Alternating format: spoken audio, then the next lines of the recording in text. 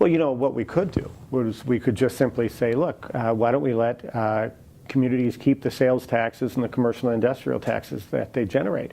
That would be a phenomenal deal for the city of Minneapolis. We'd have $400 million more to go around here. You'd be shooting somebody in an even nicer chair here.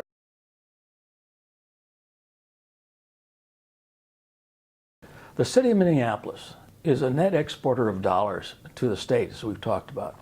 And in fact, the NPR's polygraph confirmed what you said, and that is that $456 million of sales tax and commercial and industrial property tax was sent by the city of Minneapolis to the state last year.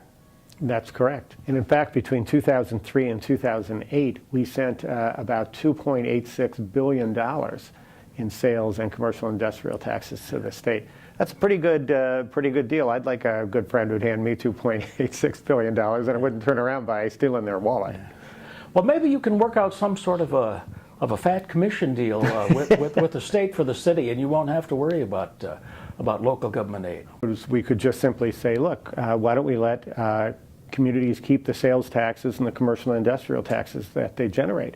That would be a phenomenal deal for the city of Minneapolis. We'd have $400 million more to go around here. You'd be shooting somebody in an even nicer chair here. Right, if you had exactly. That. But the fact of the matter is that's not a good idea, because what we really have, when you hear initials like LGA, local government aid, what it really stands for is we're all in this together. The point of it is that we're a big family. That's what a state is. You go out, you take your dollars, you put them on the table, and then you allocate them where they're needed.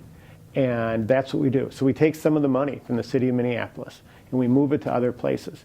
And that's the right thing to do, because when I go out to Montevideo, or my wife's down in southeastern Minnesota today, I want to make sure that as she's driving through that area, that she's driving on good streets, that there are good police services there. That's what we do, because we're in this together.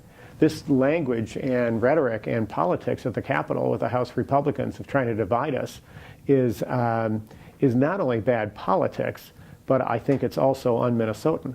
Minnesota is what it is because we work together. You know, it's the most core value we have.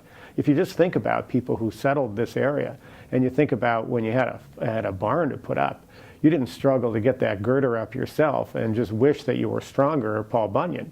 Your neighbors came. You put the barn up together. That's the value of Minnesota. And Minneapolis plays that role. We've been to a lot of barn raisings. $2.86 billion over 5 years pays for a lot of stuff that we're doing together, and that's a good thing. The biggest city should produce, but the biggest city shouldn't get kicked in the knees or higher